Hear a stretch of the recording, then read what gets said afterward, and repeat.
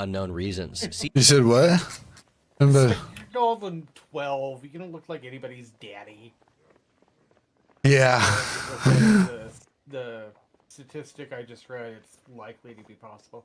CD even claims to have contacted TikTok regarding this to try and put Josh's mind at ease. Largely, the video's purpose is to publicly show support for Josh, as he argues the reason he was banned was entirely unjust, given the fish stomping incident was never uploaded on the World of T-Shirts account, meaning TikTok never should have taken any action against him. CD also gives an emphatic defense of Joshua's character, arguing he was clearly not all there, while gleefully stomping on the bluegill. He concludes with a lengthy diatribe, lamenting how TikTok had become a I don't think that makes a difference. platform where people are not allowed to express themselves in any way that's deemed even slightly offensive to the blue-haired mob. He also gives a dire warning to TikTok that if they don't loosen up on their policies, people will eventually abandon the platform. As much as I wish that was true, nobody actually cares about censorship. Unfortunately, people are just going to keep using it. The video received a fairly warm reception, with most of the people in the comments coming out in support of it, as well as in support of Joshua himself. From this point on, the timeline gets a little bit confusing, not least of all because there doesn't seem to be much archived info on the subject. From what I could gather, Josh would get his account back sometime around August, at which point things went back to normal. The second channel would upload a random promo for his website, as well as a short update about how he would no longer accept any photo or video taking requests after 5 p.m. But as we get to the end of August, the fish drama flares up once again, as a TikTok of him walking gets a community guideline strike, which he attributes to a mass flagging attempt by his haters. The response was pretty mixed. While some people in the comments seemed to support him, a lot of others still held a big grudge against him for the bluegill thing, with some going as far as to encourage him being harassed as a way of justice. As he continued posting these pleas for help, it seems more and more people turned against him, as the comment section of the later videos are completely swamped with people who outright hate the guy. This video in particular has a few comments calling him out for only responding to some random dude who asked if he could still donate. After posting another TikTok where he advertised his merchandise, he would post a quasi-conclusion to the whole saga, albeit a very, very vague one. Displayed is a screenshot taken from some sort of legal chat room, where Josh is being advised on how he could potentially sue TikTok for discrimination on the basis of his condition. It's hard to say when exactly, but at some point after this video was released, the World of T-Shirts channel was actually reinstated. There's no way to tell if these two things are connected, but it's honestly more likely that after his appeal succeeded, there simply wasn't anyone else who cared enough to flag his content again, or the systems finally kicked in and realized that he wasn't really doing anything bad on TikTok. That, or maybe, if you want to be conspiratorial, his implied legal threat actually worked, but to be honest, I doubt that TikTok is afraid of Joshua Block. Either way, he went back to doing what he knew best, recording himself walking through New York while being obnoxious. Following his success in getting his main account back, Josh would partner up with a small YouTube channel called Apex Primary to create a documentary about him, in which we found out some very interesting information. This mini-doc covers quite a breadth of topics, most of which I don't really care about, from discussing how autism can affect children's development and their ability to socialize, to interviews with Josh's teachers in high school who sang praises of the young man. There are a few interesting tidbits here though. Firstly, we get a full confirmation that Josh himself is on the spectrum, and that he had gone through a restrictive curriculum throughout his early years. Not that we couldn't really tell he was on the spectrum, but now it's officially confirmed. We also learn the identity of the mysterious figure looming from the April interview. Apparently, it's actually Joshua's grandfather, who goes by the name of Vincent Lisa. Amid all of the bloviating comments about how successful Josh has been, we also find out that he's actually been an entrepreneur of sorts ever since the 10th grade, when he officially created 2 different online storefronts, including the World of T-Shirts and All Things Luxury. These were both created via a website called cafepress.com, which is basically like a super simple e-shop that allows you to create your own storefronts to sell your merch. To answer the question I'm sure you all have, yes,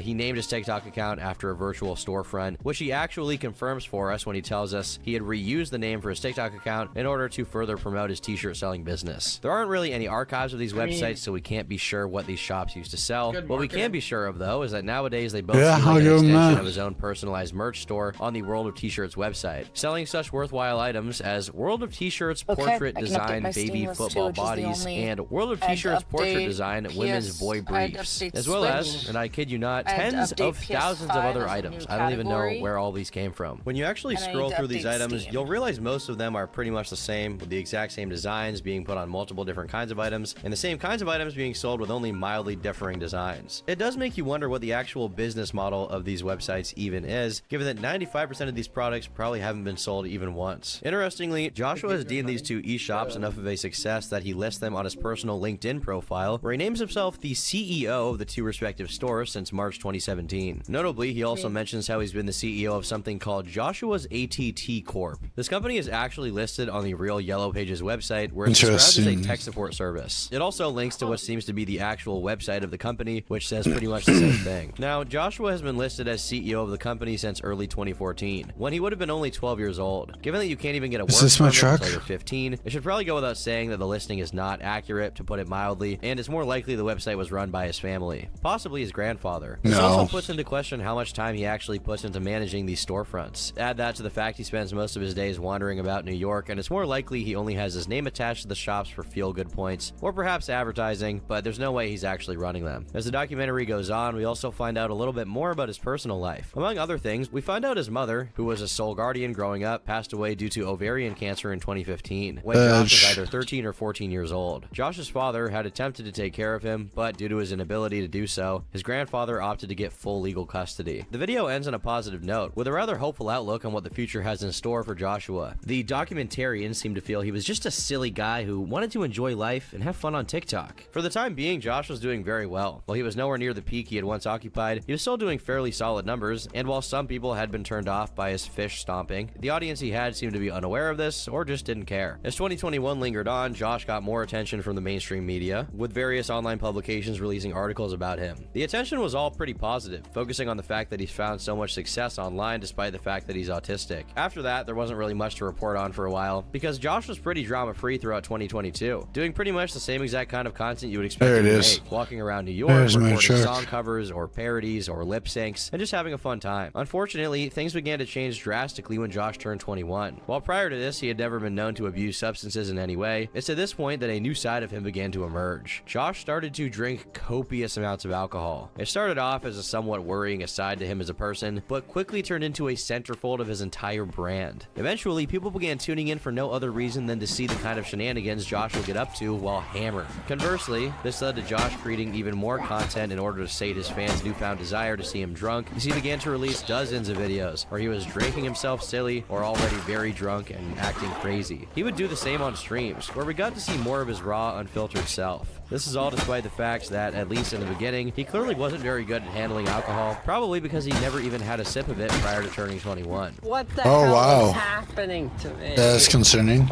I think I'm gonna be sick. Oh. This stream archive in particular is quite noteworthy. Besides displaying just how inexperienced Joshua was at this point with drinking, it includes at least one interesting tidbit. I'm sorry for everything bad I did. I'm sorry. Please, if I die, don't send me to hell. Sorry. I'm so sorry for stomping on that fish. I'm so sorry. I promise I'll never do anything like that. This may actually be the first time he'd ever given a genuine apology for the whole fish incident. While he's obviously inebriated, it does make one wonder how he actually feels about it, or if he actually does understand how what he had done was wrong. Or perhaps it's just a drunk person drunkenly rambling. This new habit of his would only become more uncontrollable as time went on, with every subsequent stream becoming more and more unhinged. One good example is present in this clip, where he's being aggressively encouraged to consume more drinks while in a club bathroom, as he pees on stream without even a hint of shame. However, things did not truly hit a fever pitch until Josh made a brand new friend, Michael Quinn. To give you a little introduction to Michael Quinn, he's a man somewhere between 40 to 60 years old, whose greatest genuine claim to fame is inheriting a company by the name of Feltman's Hot Dogs, which, as the name suggests, is famous for selling hot dogs. In fact, the company was so famous that it would eventually land him a TV interview on NBC. He's also a bit of a TikToker in his own right, although to call him that in earnest would be to give TikTokers a bad name, if you think that's somehow possible, with a grand total of 720 followers, and a few more across his other social media accounts. He truly was a nobody prior to meeting Josh, at least in terms of having a following. But they met at some point in late 2022, at which point he and Michael would start to make content together. Some of the early videos seemed innocent enough, including featuring on a YouTube channel called Flavors of New York. However, things quickly devolved, and while there would be some scattered collabs like this, their focus quickly changed to where the real money was. At some point, Josh would hire Michael as his personal manager, wherein he would take a percentage of Josh's personal revenue in exchange for, as far as I can tell, while pretty much doing nothing, other than following Josh around and encouraging him to drink more. Michael would quickly begin appearing in Josh's videos, perhaps being even more of a nuisance than Josh himself. He would regularly enable every bad behavior Josh engaged in, egging him on to get as many views as possible, no matter the cost to his well-being or dignity. It wasn't long before Michael was absolutely Which is reviled in the sad world to of see. T-shirts community. While people on TikTok would always welcome an opportunity to make Joshua do even more dumb things, the World of T-Shirts subreddit was not nearly so polite towards him, and over the next few months, he would get absolutely railed by both Reddit and YouTube, with most of the criticism centering around the fact that he's basically just a clout leech, trying to siphon as much fame out of Josh as he possibly can. Naturally, Mike would go out of his way to defend himself from these haters, and he did so in the best way he knew how. Poorly. He would make a number of videos on his personal TikTok account, most of which are deleted today, where he would basically make the argument that he's actually helping Josh and others whom he works with. He would also regularly make the argument that he's actually trying to moderate just how much Josh drinks, with Josh himself drunkenly telling us that he only vomits when he's drinking alone. Of course, not a whole lot of people really took that defense very seriously. Pretty much the entire following that he would get from Josh were people who hated his guts, occupying the comment sections of his TikToks. But the hate campaign didn't stop there. Entire channels would pop up whose sole purpose was to document him and his behavior. In particular, a TikTok channel called Quinning2 would start re-uploading TikToks from Michael's personal account, as well as dozens of clips from the TikTok lives, capturing the craziest moments. This account would not be the only one to accuse Michael of being an out-and-out gooner. A post on the World of T-Shirts subreddit would make the same argument, highlighting an interaction from a live stream between Michael and Joshua, which sadly hadn't been archived. The post recounts how Michael was clearly trying to make Josh drink as much as possible by drinking alongside him, goading him into doing shots, in between telling Josh to defend him from the haters. The post also mentions how, for an upcoming trip to Paris, if it was okay for Michael to pay for everything and then give Joshua some extra allowance, which the commenter called sugar daddy behavior. The internet would throw a lot more accusations at Michael Quinn. On the Daniel Larson wiki, Michael has an entire article dedicated to him, where he's accused of being a substance abuser who's addicted to either benzos or coke. Claims like these are mostly based on a number of, let's just say, very memorable appearances. On multiple occasions, he would go on TikTok live and look absolutely off his rocker. One of these, helpfully enshrined on Reddit, sees Michael talking to someone of very vaguely Mediterranean descent. While we don't know the full context of this clip, what it shows is very telling, as Michael lays into them with some very harsh words, including the repeated use of the N-word with the hard R, all while looking completely stoned or hammered out of his mind. Wait, is Michael Quinn actually based? This video, as well as others, quickly led to even more backlash, and it made the Reddit detectives go into overdrive trying to figure out what kind of drugs he's on. One commenter noted it's most likely benzos mixed with alcohol. I'm not a medical expert, try to take these comments with a pinch of salt. This is Reddit after all, but it's possible, I guess. Regardless of the veracity of these claims, what matters here is that the backlash against Michael simply kept growing. And as time went on, more and more things about him would come to the limelight. People found all kinds of interesting factoids when they began to dig into his personal history, where they found that he actually used to be a substitute teacher. Michael Quinn getting bullied as substitute teacher. Okay? This is not gonna go on anymore. Enough! Oh, the fragility. Eventually, this backlash entered the YouTube sphere, where it extended from just mocking Michael and actually was redirected to even further attention getting on Josh. A number of videos came out discussing Josh's obvious drinking problem, mostly by small YouTubers, as there was never exactly a mainstream drive behind any of these. Still, you had small creators like Zaid Gets Laid making comprehensive critiques of the guy, sharing Joshua's rapid descent into degeneracy. This is where CD re-enters the picture. He would initially post a video on his TikTok channel where he criticized Michael for enabling Joshua's alcohol habit, making the point that he clearly had the resources to genuinely help him, but that he simply didn't care to do so. I've been reluctant to make this video, but I'm going to. I was on this guy Michael Quinn's live stream last night when he was drinking with World of T-Shirts on a Monday. I have to say, I do take an issue with you paying for World of T-Shirts' drinks when he's obviously a struggling alcoholic. This guy says he wants to help Josh, yet publicly contributes to his downward spiral into alcoholism. Okay, so you pay for his phone bill. Great, do you want a cookie? The fact is, you've probably done irreversible damage to Joshua's life. You have the ability and resources to probably get Josh some help, but I do not think you care or want to. I firmly believe that if Josh had friends his own age that were good influences on him, that he would be alright. While it was a fairly harmless video compared to the other accusations, it seems this one got a lot more attention, as Michael There's so himself many took games notice that I of have it. to In a add. now It's deleted crazy. TikTok, he I said need to be CD more on was top dead of to this. Joshua, hinting at their former friendship. At the same time, another large TikToker called Ryan the Lion, who also happens to be within Michael's cadre of friends, would reply to it, effectively dismissing the accusations. This, along with some other comments, led CD to release a much more in-depth video on his YouTube channel. In this scathing critique, he admits that he wasn't really acquainted with Josh at this point. Still, he goes on to defend him, arguing that his alcoholism is entirely Michael's fault. He also highlights some statements made by him where he defends what he does by saying it's all for the good of the creators he works with. He accused him of being the reason Josh had stopped talking to CD in the first place, claiming Michael to be a manipulator who was separating Josh from all of his friends to keep his control. The big thing I have a problem with is a sign of a manipulator is separating someone from their friends, their good influences, whatever. That is what Michael Quinn is doing. He is making sure that Josh now no longer has any contact with me. He's making sure that Josh is separated from anybody that could potentially take him away from you, Michael. And that is a sign of a manipulator slash abuser. CD goes on to show a clip of Michael saying something very, very inappropriate about Daniel Yeah, Larson, that's basically threatening physical. That's an abusive pattern, yeah. It's the like pattern and cycle of abuse is like disconnecting them from people that could give them like quote unquote rationality. Things like that.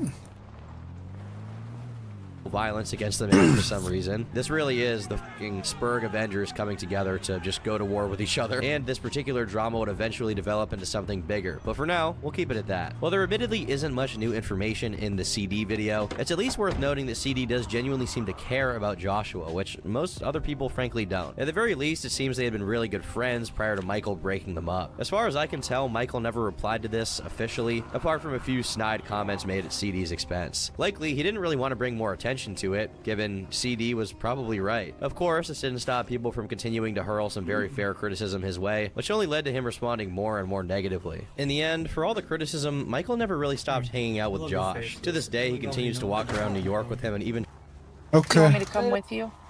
That's up to you, Rocky. I'd be glad to have you.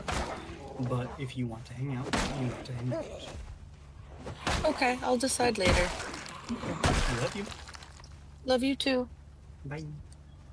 Bye.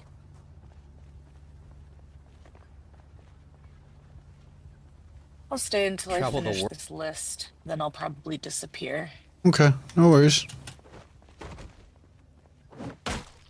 I understand. world with him, and all expenses paid trips to Italy, Iceland, and anywhere else you can think of. While he constantly catches more and more negative attention, it doesn't seem he's that fazed by it. Not least of all because he doesn't actually rely on TikTok as a means of getting an income, given his own pre-existing hot dog wealth. As Joshua's manager, Michael would, of course, try to contribute to the management side of things, which he did by diversifying his income streams. Of these, one suggestion would really take root. World of T-Shirts New York Tour. A brainchild of Michael and Josh's collective brain power, it would see the duo do basically the same thing they always do, while also having multiple people tag along with them, pretending to act as tour guides. On a website called Holy Prof Web, it's described as a unique and immersive experience. Exactly 5 times. The whole article seems written by AI, fluffing up the whole tour as much as possible while also padding out the word count. But other than this obvious shill review, it also has a whole website dedicated to it, as well as its own section on the World of T-Shirts primary website. The dedicated website itself looks less professional than any WordPress or anything site I've ever seen. In fact, being kind of a shitty website, it doesn't actually say that it's being run by Joshua either, instead being portrayed as a tour inspired by World of T-Shirts, whatever that is supposed to mean. It captures the essence of World of T-Shirts, the flavor profile. However, despite Josh's no doubt staggering star power, the tour was received pretty poorly. Clips would begin to pop up of people filming themselves partaking in the activity, and pretty much all of them were done in mockery of Josh and Michael. There's nothing you can't do. Now you're in New York.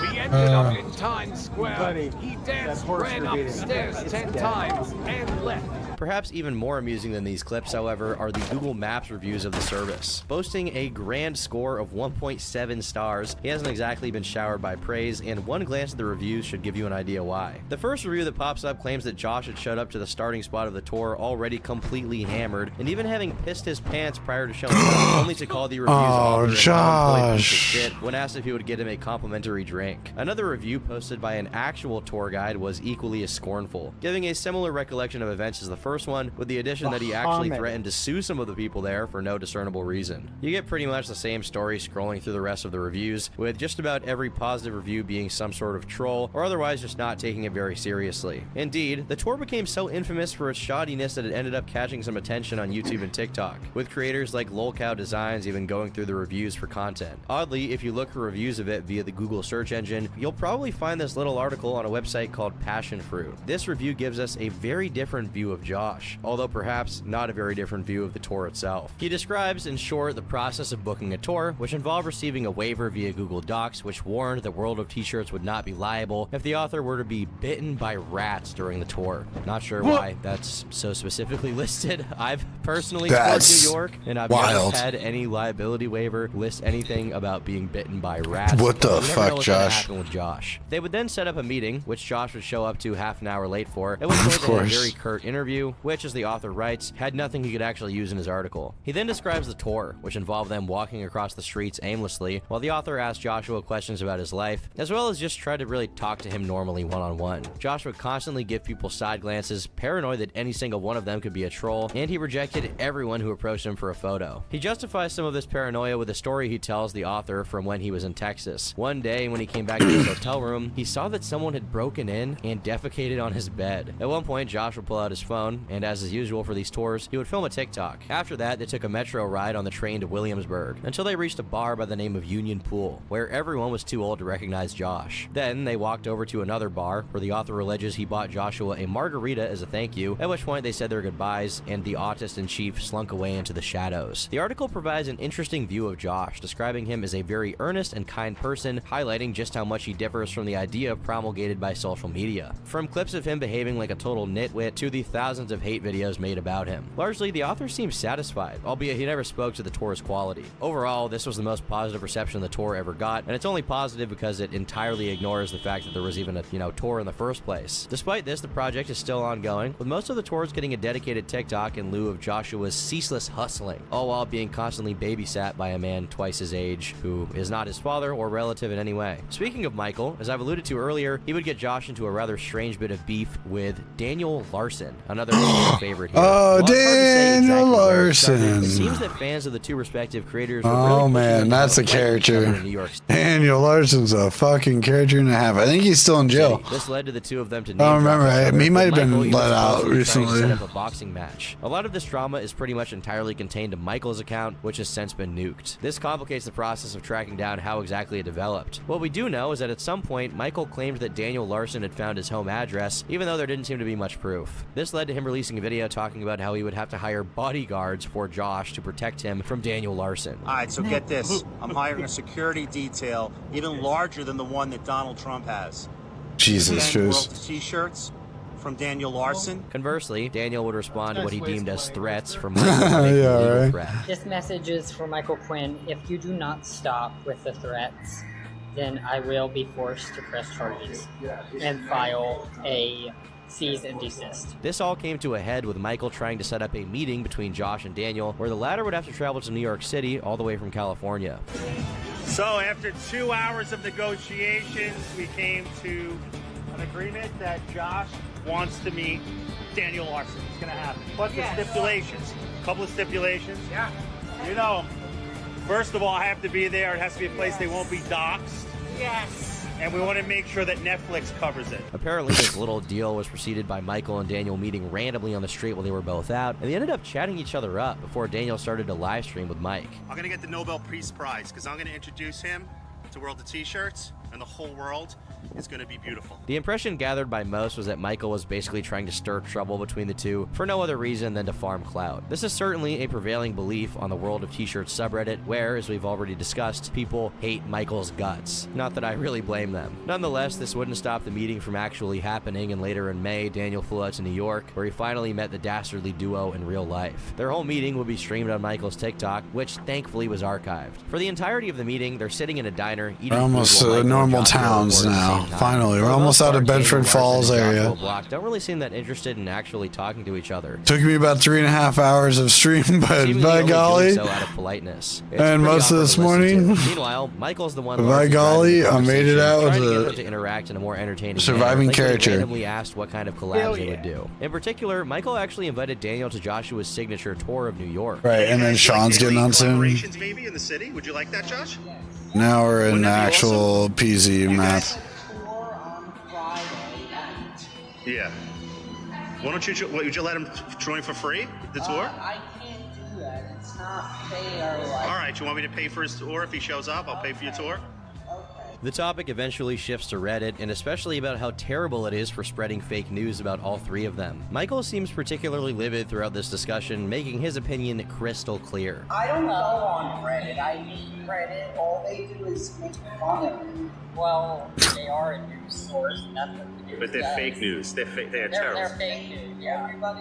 It's worse than TMZ. Yeah. After this, Josh starts talking about how someone had created a Yelp account under his name, which resulted in him getting flooded with negative reviews, which I'm gonna use the restroom real are quick. entirely misplaced, given that he's never actually received a Now that I'm complaint out of from that any fucking his area, fans I for can his shut services. the server He does down. not bring up the Google reviews, if you were wondering, but honestly, I would doubt that he even knows they exist. After a short discussion about how both Josh and Daniel were regularly getting swatted, Michael, once again showing he's puppet mastering this thing, forces in Joshua's signature catchphrase. Josh, do me a favor. Ask Daniel if he's ever been on Tinder.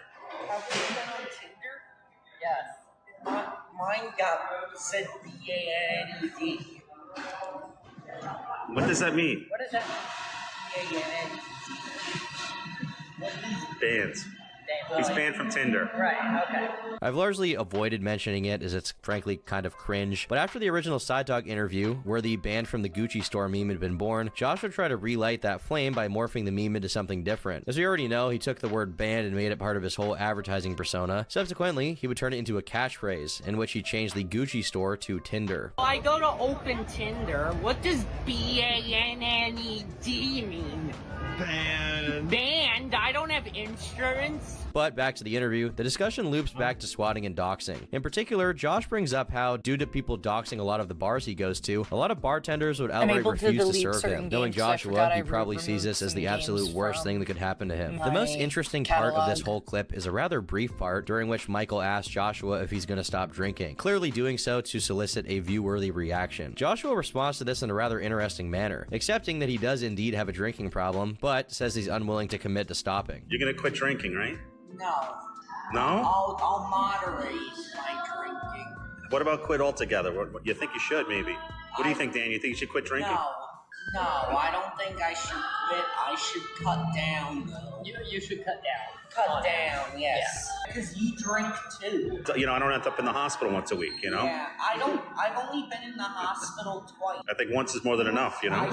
He also reveals that his drinking problem has led him to end up in the hospital twice. Of course, he doesn't say it with a level of severity that that kind of statement should warrant, but he does say it. After that, there's not much to say about the interview. Michael does his best to keep the chat going as long as possible, and to the credit of our two TikTok e-celebrities, they are decent at engaging in casual conversation with each other by the end. Josh seems excited for an upcoming trip to Vegas, with perhaps the most interesting part being the fact he's mildly worried about his safety, as he's unwilling to leave the touristy areas. He seems to have a fear of the rascals of Las Vegas. In the end, Daniel and Josh part ways, having officially made peace, which is then further discussed between Josh and Mike. It's strange to hear Michael talk about it as though it had been some earth-shattering drama, considering it was completely astroturfed by him and then ended by him. There isn't really much of a takeaway. Okay, here, I'm back. from it. The much-hyped collabs they Welcome talked back. about never really materialized, and in the eyes of most, the meeting was pretty Right. underwhelming, not helped by the fact that most of it was just being steered by Michael. The most entertaining thing people got out of it was this brief animated clip, which parodied the whole interaction. What does B-A-N-N-E-D mean? Oh, those eyes. Strangely, though, despite this beef seemingly being over, this Yeah, Daniel Larson has some wild eyes. Like, you know, like the crazy eye cliche. That's him. He has crazy. He has actual crazy eyes. And he eats really loud. It's really awful. didn't exactly put an end to the back and forth. While Josh was absent from it from this point on, Michael and Daniel continued to make comments about each other, although 90% of it was coming from Michael, with Daniel just occasionally firing back. Admittedly, this got pretty weird. About 2 months after the interview, Daniel Larson made a very odd series of tweets where he made the claim that he just had intimate relations with Michael Quinn. I don't know if that's true. Considering it's Daniel Larson, I'd say that it's 100% certified true by true-based American patriots. It's probably not true, yeah. There isn't much more to say about Michael after this, at least nothing relevant to us. His main account got deleted, and his presumed second